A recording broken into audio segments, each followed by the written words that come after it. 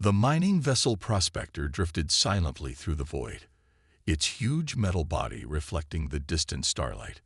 Captain James Reed stood on the bridge, his weathered face illuminated by the soft blue glow of the control panels. He ran a hand through his graying hair as he studied the strange readings on the main screen. "What do you make of it, West?"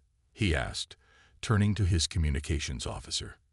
Alicia West, a sharp-eyed woman with short blonde hair, frowned at her console. "It's definitely a signal, Captain, but not like anything in our database. It's been repeating for who knows how long." Reed nodded and pressed a button on his chair. "Dr. Morton to the bridge."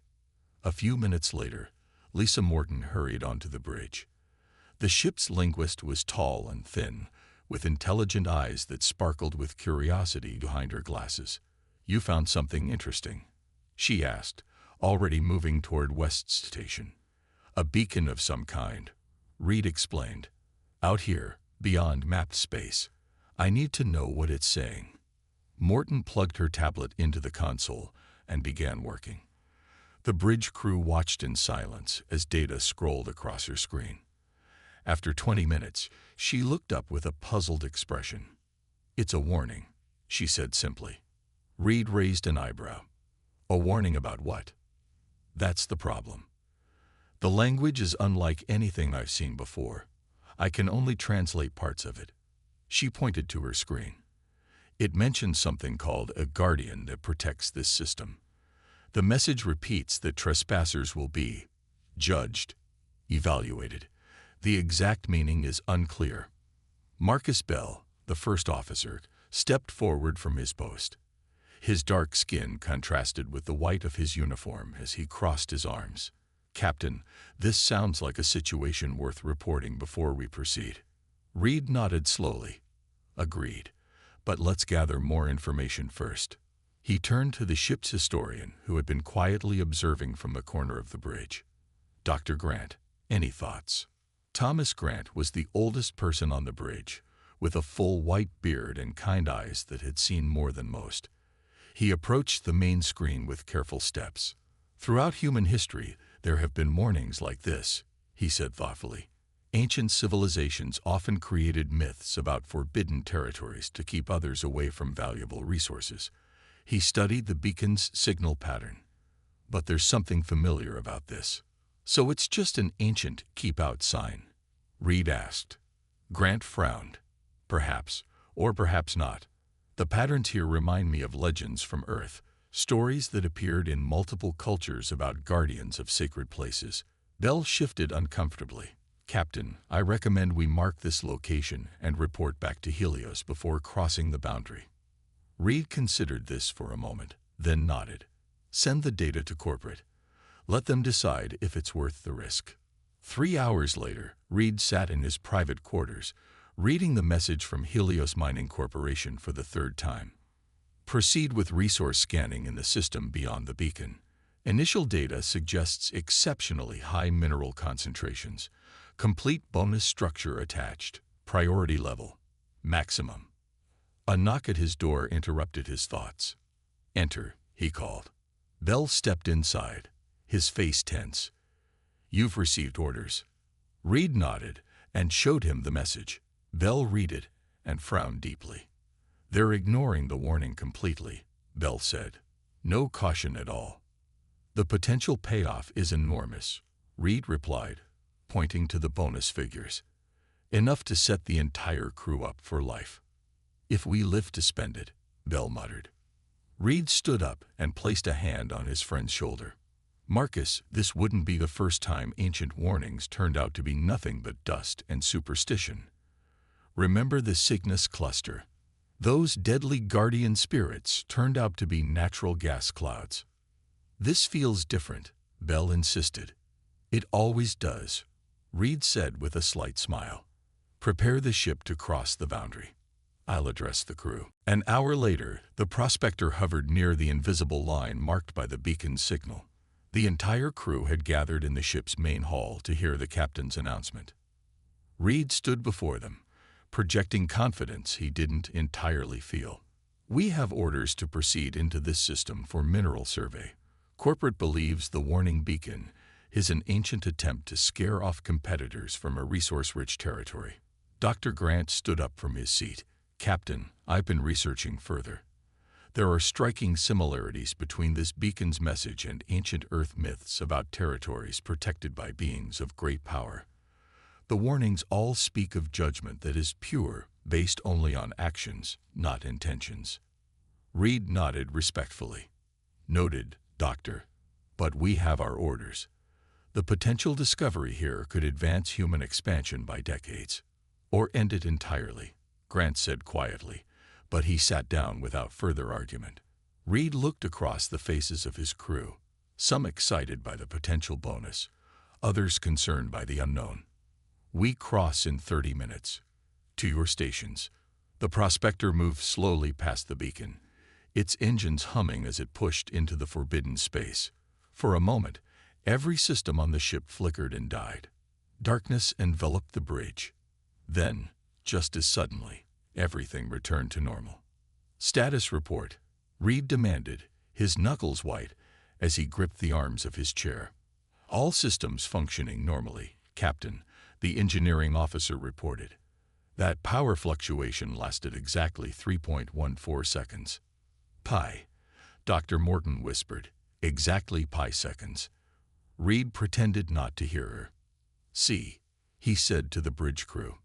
Just an ancient defense mechanism. No guardian, no judgment. Just old technology giving its last gasp. Bell didn't look convinced, but he returned to his station without comment. Set course for the third planet, Reed ordered. That's where the mineral readings are strongest.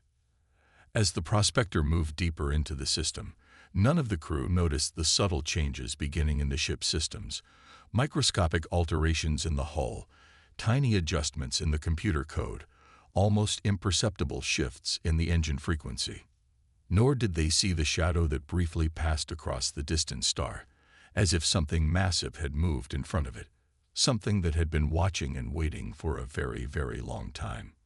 In his quarters, Dr. Grant opened an old book of Earth myths and read again the passage that had been bothering him. And the guardian judges not by word but by deed. Its verdict is truth, pure. He closed the book with trembling hands and whispered to himself, "What have we done?" 3 days had passed since the prospector entered the forbidden system. The ship orbited the third planet, which glowed with an unusual blue-green light. Captain Reed had never seen mineral readings like these before. If the scans were correct, this single planet held enough rare elements to fuel Earth's technology for a century. Send the report to Helios, Reed ordered, leaning back in his chair. Tell them we found exactly what they wanted. Alicia West nodded and began the transmission. Suddenly, she frowned and adjusted her headset. "Captain, I'm picking up something strange," she said. "There's a signal coming from somewhere." Reed moved to her station. "From the planet?" "I don't think so." West's fingers moved quickly over her controls. "It's all around us, like we're inside the source." "Listen." She switched the signal to the bridge speakers. A series of tones played in a steady rhythm. Dr. Morton, who had been analyzing data nearby, looked up sharply. "That's a mathematical sequence," she said. "It's counting down." "Counting down to what?" Reed asked. Before Morton could answer, Robert Wilson, the chief engineer, called from the engine room. "Captain, you need to come see this," he said, his voice tight with worry. In the engine room, Wilson pointed to a section of the hull displayed on a screen. Reed stared at the microscopic images in disbelief. "The metal is changing?" he asked. Wilson nodded, his normally calm face lined with concern. "Just small areas, almost too small to notice. The molecular structure is being rearranged. It's like something is studying our technology, learning how it works by rebuilding tiny parts of it." "Could it be radiation from the planet?"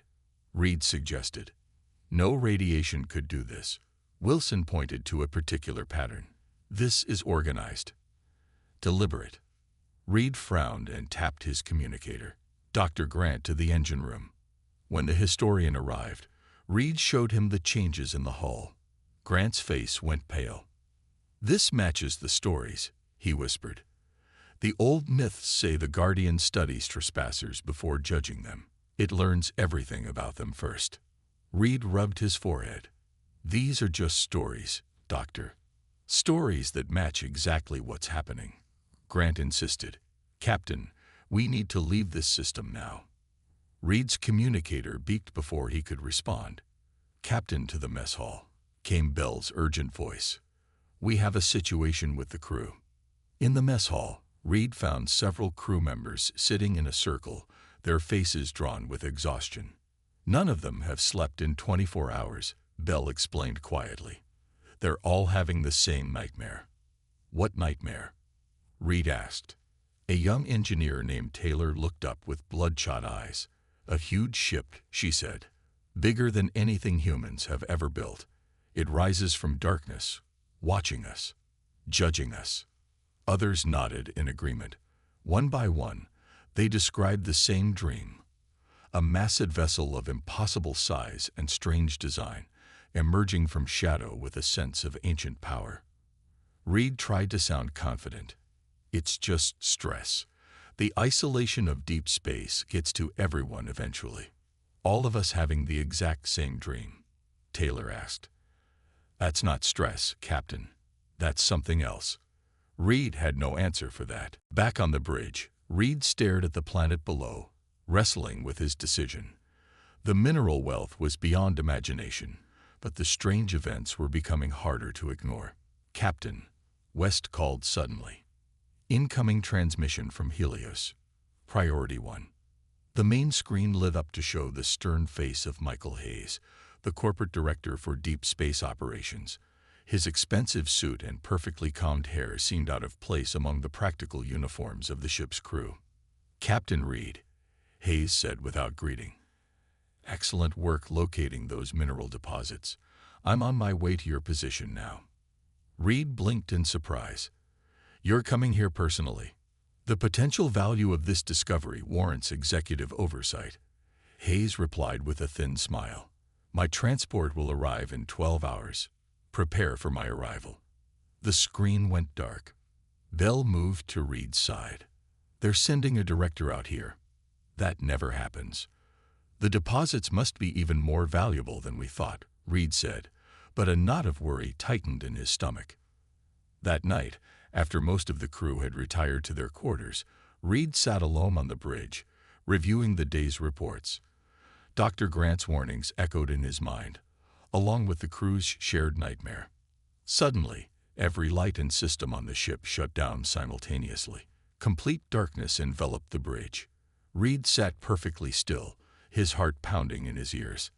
After exactly 3 minutes and 14 seconds, pi again, all systems reactivated at once. But something had changed. On every screen throughout the ship, a single message appeared. "Final warning." Reed stared at the words, a chill running down his spine. He pressed the ship-wide communication button. "This is the captain. All senior officers to the bridge immediately." Within minutes, the bridge filled with anxious faces. Bell, Morton, Grant, Wilson, and West all arrived together, followed by others.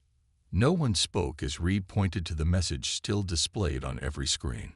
"It's communicating directly now," Grant said, his voice barely above a whisper. "The Guardian has finished its study of us." "We don't know that," Reed insisted. "This could be a malfunction, or—" He was interrupted by a call from the landing bay. "Captain, Director Hayes' transport has arrived ahead of schedule. He's requesting immediate permission to board." Reed looked at his officers, seeing his own concern reflected in their faces. "Grant him access," he said finally. "But security protocols remain at maximum." As the crew prepared for Hayes' arrival, no one noticed that the ominous message had disappeared from all screens, replaced by normal operations, as if nothing had happened. But deep beneath the planet's surface, something ancient began to stir. Something that had been waiting, watching, and judging. Something that had given its final warning. And in 12 hours, it would wake fully for the first time in millennia. Director Michael Hayes strode onto the bridge of the Prospector like he owned it. which, technically, he did. His expensive black suit stood out among the practical uniforms of the crew. His cold eyes missed nothing as he surveyed the bridge. "Impressive mineral readings, Captain Reed," Hayes said, not bothering with a greeting. "Perhaps the richest deposit ever discovered." Reed nodded stiffly. "Yes, sir. But there have been some concerning developments I need to report." Hayes waved his hand dismissively. "Your report mentions some system glitches and crew nightmares. Nothing unexpected when dealing with a big discovery." He turned to the main screen showing the planet below. "Have you deployed the survey team yet?" "We sent a small scout ship yesterday," Reed replied. "They landed safely but lost contact with us shortly after beginning their survey." "Equipment failure, most likely," Hayes said with a shrug. "This system has unusual radiation patterns." Dr. Grant stepped forward. "Sir, with respect, I don't believe it was equipment failure. There's something protecting this system. Something that gave us a final warning last night." Hayes turned cold eyes toward the historian.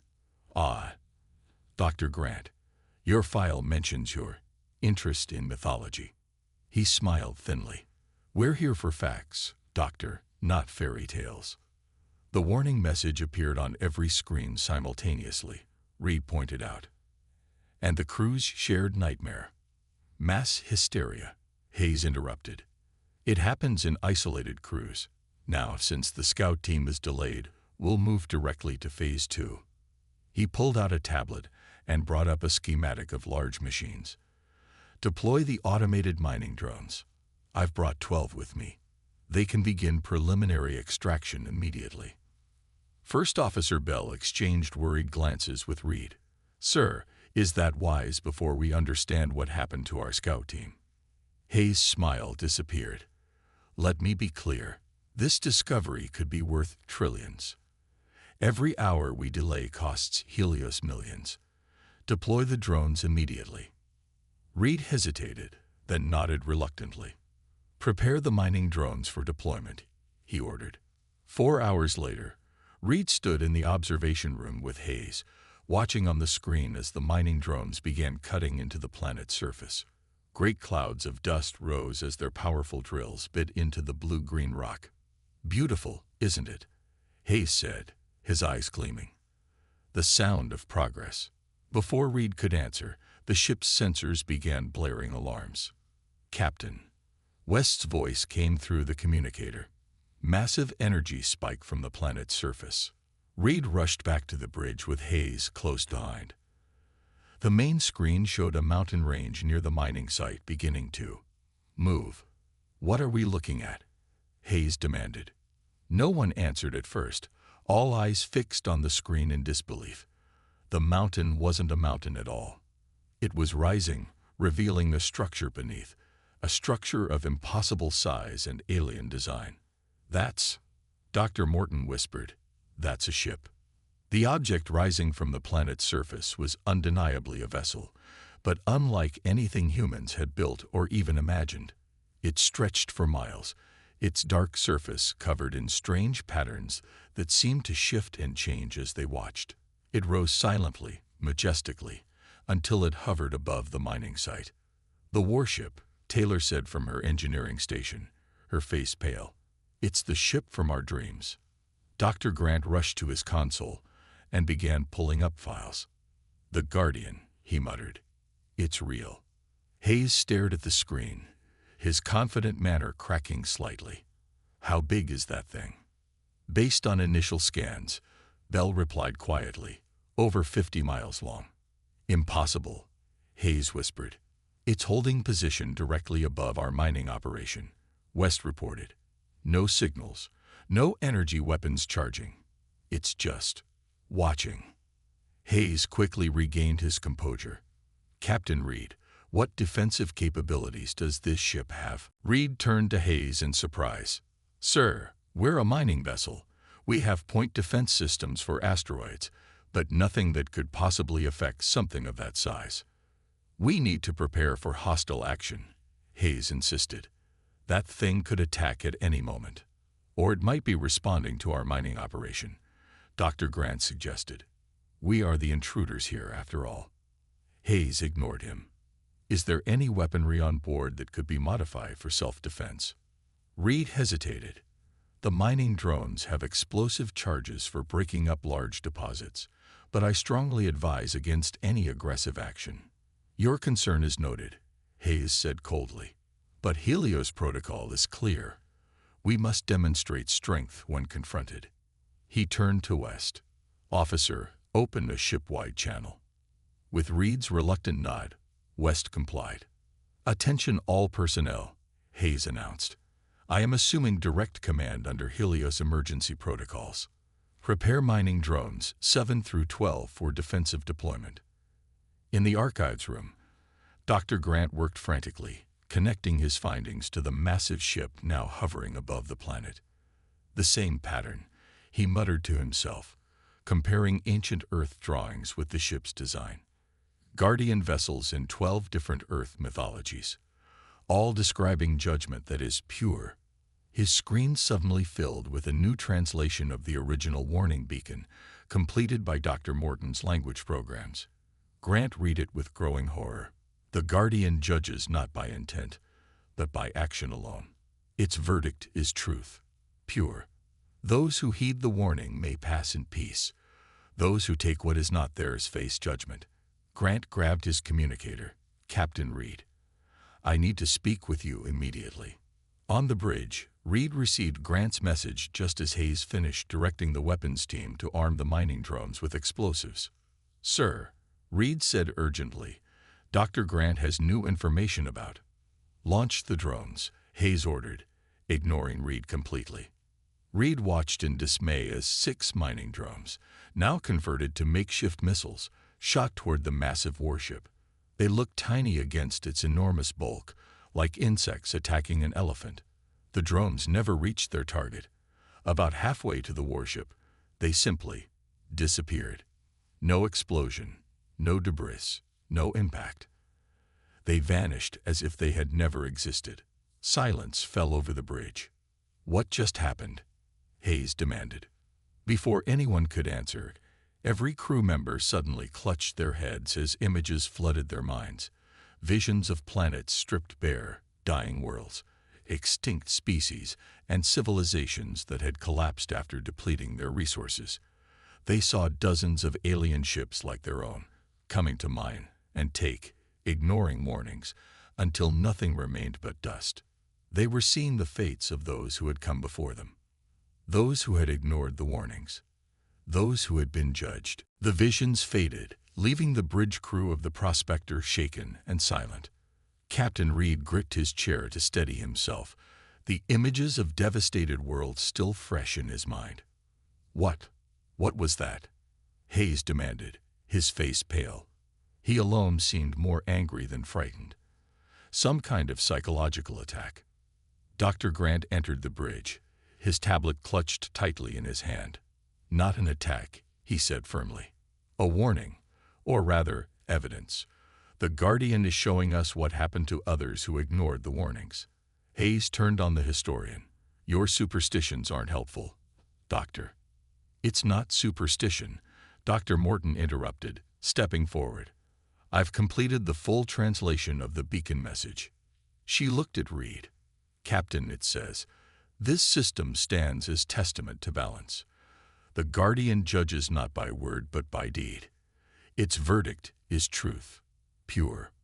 Reed stared at the massive warship hovering silently on the main screen.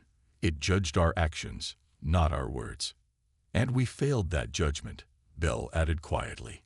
Hayes slammed his fist on a nearby console. This is ridiculous. We have a right to these resources. That thing can't just. His words cut off as the warship finally moved. Its massive form shifted position, descending slowly toward the planet's surface at a different location from the mining site. The bridge crew watched in tense silence. What is it doing? Reed whispered. The answer came moments later. A beam of blue-white light shot from the warship to the planet below. Where it touched, the surface split open in a perfectly straight line, cutting a mile-deep gash in the planet's crust. It's attacking the planet, Hayes asked, confused. No, Wilson said from the engineering station, studying the sensor readings. It's revealing something. The ship's cameras zoomed in on the gash. Within the deep-cut, complex structures became visible. Technology unlike anything humans had seen before, built into the very bedrock of the planet. That planet isn't just a ball of valuable minerals, Dr. Grant said in awe. It's a machine, a vast planetary-scale machine. Dr. Morton's eyes widened as she studied the images. It's some kind of ecosystem management system. Look at the energy patterns. It's regulating the planet's climate, maintaining balance. The Guardian wasn't protecting mineral wealth, Reed realized. It was protecting a planetary restoration system. Hayes stared at the screen, his expression calculating rather than awed. This technology must be worth even more than the minerals. If we could study it, reverse engineer it. You still don't understand, Reed cut in, his patience finally gone. This isn't about what we can take. This is about what we've done. Before Hayes could respond, the ship's computer chimed. Incoming transmission, West announced, surprised. It's coming from the warship. Put it through, Reed ordered.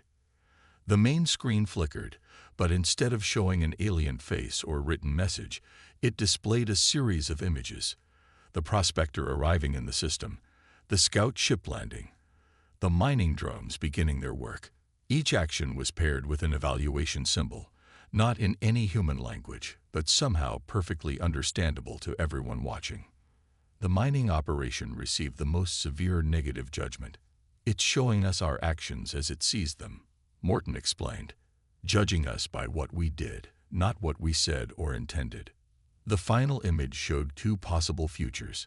In one, the prospector departed the system and never returned. In the other, a different kind of human vessel arrived, not to mine, but to learn. It's offering us a choice, Reed said softly. Hayes had seen enough. While everyone's attention was fixed on the screen, he backed quietly toward the exit. Reed noticed too late. Hayes, wait. But the director was already gone, running down the corridor. Where is he going? Bell asked. Wilson checked his console and swore. He's heading for the emergency shuttle bay. Reed grabbed his communicator. Security to emergency shuttle bay. Now, by the time Reed and Bell reached the shuttle bay, Hayes had already sealed himself inside one of the small craft. Through the viewport, they could see him working frantically at the controls. Hayes, Reed shouted through the communication system. Stand down immediately. The director's voice came back, cool and determined. Sorry, Captain. This discovery is too valuable to abandon. I'm taking the core samples and survey data back to Helios. They'll send a proper military escort next time. There won't be a next time, Reed warned. The Guardian won't let you leave with that data. Watch me, Hayes replied. The shuttle's engines fired up. Reed and Bell could only step back as the bay doors opened, and the small craft shot out into space. On the bridge, the crew watched as Hayes' shuttle raced away from the prospector. He's making a run for the system boundary, West reported. Will the warship stop him? Morton asked. As if in answer, the massive vessel turned slightly, one section of its hull facing the fleeing shuttle. There was no beam, no visible weapon fired, but the shuttle suddenly stopped moving. On the screen, they could see Hayes inside the shuttle, frantically working the controls as the craft hung motionless in space. Then, before their astonished eyes, the shuttle began to change. It didn't explode. Instead, it began to disassemble itself, piece by piece, component by component, in a precise and methodical process. The hull panels separated, the engine components detached, the internal systems disconnected, all without damaging each other, floating apart in a perfect demonstration of engineering knowledge. Within minutes, the shuttle was completely disassembled into thousands of neatly organized parts. In the center floated Hayes, still alive in his pressure suit, surrounded by the perfectly dismantled remains of his escape craft. It took the shuttle apart with surgical precision. Wilson whispered in awe. It could have done that to our entire ship at any time. Reed nodded grimly. But it didn't. It judged our actions and found most of us redeemable. He turned to West. Open a channel to Hayes. Hayes' voice came through, shaky and frightened for the first time. Reed, what's happening? My suit has only 6 hours of air. The Guardian has made its judgment, Reed replied calmly. You acted with greed and deception, ignoring all warnings. Its verdict is truth, pure. You can't leave me here, Hayes shouted. Reed looked at his crew, then back at the screen showing Hayes floating amid the disassembled shuttle. The choice isn't mine to make anymore, he said simply. As if on cue, the massive warship began to move again, this time turning its attention fully to the prospector. And Reed knew that humanity's final judgment was about to begin. The bridge of the prospector fell silent as the massive warship turned toward them. Captain Reed stood straight, his face calm despite the fear churning in his stomach. This was the moment of truth. All hands, this is the captain, Reed announced over the ship-wide system. Remain at your stations. Do not attempt any defensive measures or evasive actions. Bell looked at him questioningly. Captain, if it wanted to destroy us, it would have done so already, Reed explained quietly. It's been testing us, judging us. Now we need to show it that we understand. The warship moved closer until it filled the entire view screen. Its surface seemed to shift and change, patterns of light flowing across its dark hull like rivers of stars. It's beautiful, Dr. Morton whispered. Suddenly, every screen on the bridge changed to show the same image, a human figure, neither male nor female, neither young nor old, standing with open hands. Is that an invitation? Bell asked. Before anyone could answer, Reed felt a strange sensation, as if his mind were expanding beyond his body. The bridge around him faded, replaced by a vast, open space that seemed both inside the warship and somehow beyond physical reality itself. Standing before him was the figure from the screen, now clearly visible. It appeared human, yet Reed somehow knew it was merely a form chosen for his comfort. The figure glowed with soft blue light. You are the leader, the figure said. The words weren't spoken aloud, but formed directly in Reed's mind. I am Captain James Reed of the mining vessel Prospector, he replied, finding he could communicate the same way. You ignored the warnings, the figure stated. There was no anger in the words, only fact. We did, Reed acknowledged. We didn't understand their importance. Many before you made the same claim, the figure responded. Their remains orbit dead stars. Reed felt a chill at the matter-of-fact statement. Then why are we still alive? Because, unlike the others, some among you recognized truth when faced with it. Some among you chose differently when shown the consequences. The figure's form shifted slightly, becoming more distinct. I am the Guardian. I was created long ago by those who nearly destroyed themselves through consumption without thought. Around them, the space filled with images of an ancient alien civilization, beings of light and energy who had once been physical creatures. Reed saw their history unfold, how they had consumed world after world until their greed nearly led to their extinction, how they had finally learned to exist in harmony with their environments, and how they had created the Guardians to protect developing species from following the same destructive path. The system you entered is not a resource to be consumed, the Guardian continued. It is a seed bank, a restoration center, a place where damaged ecosystems throughout this sector can be renewed and rebalanced. Reed saw the truth of it now. The planet wasn't just valuable for its minerals. It was part of a vast network of worlds maintained by technology beyond human understanding, preserving countless species and environments. We didn't know, Reed said simply. Ignorance does not change consequence, the Guardian replied. But recognition of error can change future action. The space around them shifted again, and Reed saw two clear visions of the future. In one, humanity continued its path of consumption, mining world after world, until nothing remained but dead rocks orbiting dying stars. In the other, Humans learned from the Guardian's creators, developing technology that existed in harmony with natural systems rather than depleting them. Humanity stands at a crossroads, the Guardian stated. You must choose. Reed considered carefully before answering. The choice seems clear, but I cannot speak for all humanity. Yet your actions will shape their path, the Guardian replied. Will you leave this system and never return, or will you send those who wish to learn rather than take? Reed thought of Earth, of the corporations like Helios that valued profit above all else. Then he thought of people like Dr. Grant and Dr. Morton, whose eyes had lit up with wonder at discovering the truth about the planetary system. I choose to learn, Reed said finally, if you will teach us. The Guardian studied him silently for a moment. Your words are noted, but judgment remains based on action alone. You may send a learning vessel when the next stellar cycle begins. No weapons, no mining equipment. If these terms are broken, judgment will be swift and final. And Director Hayes? Reed asked, remembering the man floating alone among the disassembled shuttle parts. His judgment is sealed by his own actions, the Guardian answered, but his life will be preserved. He will be returned to your ship as a reminder of the consequences of deception. The space around them began to fade. Remember, Captain Reed, the Guardian's voice echoed as the vision dissolved. Our judgment is truth, pure.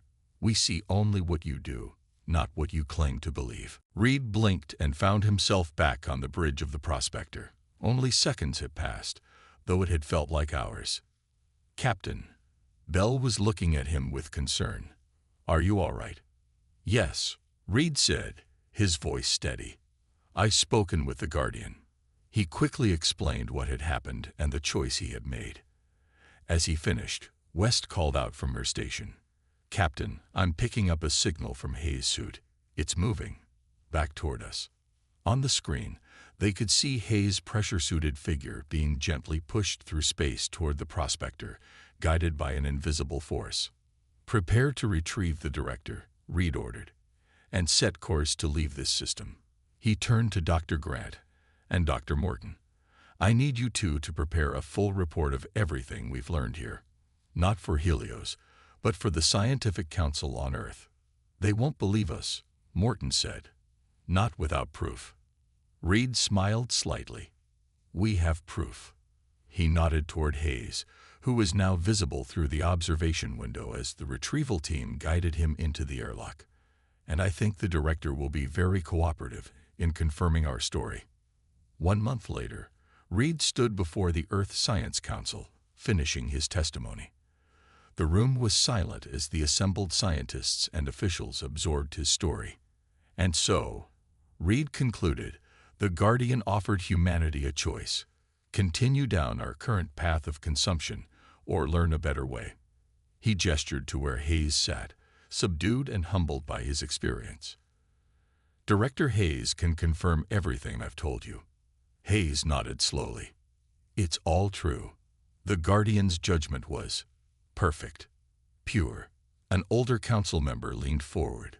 You're suggesting we abandon all mineral rights to potentially the richest system ever discovered. I'm suggesting we gain something far more valuable, Reed replied. Knowledge of how to live in balance. Technology that enhances rather than depletes. Dr. Grant stepped forward, displaying images of the planetary system they had discovered. The Guardians protect these systems not to hoard resources, but to preserve life itself. If we respect their terms, they will share knowledge that could transform our civilization. The council chamber erupted in debate, but Reed knew already what the decision would be. Humanity's greed was strong, but its curiosity and will to survive were stronger. 6 months later, Reed watched from the observation deck as the research vessel Horizon prepared to depart for the Guardian system. No weapons, no mining equipment, just scientists and explorers ready to learn. Dr. Morton, now the mission's lead linguist, joined him at the window. Do you think they'll accept us? She asked. Reed smiled, remembering the Guardian's final words to him. Their judgment is pure.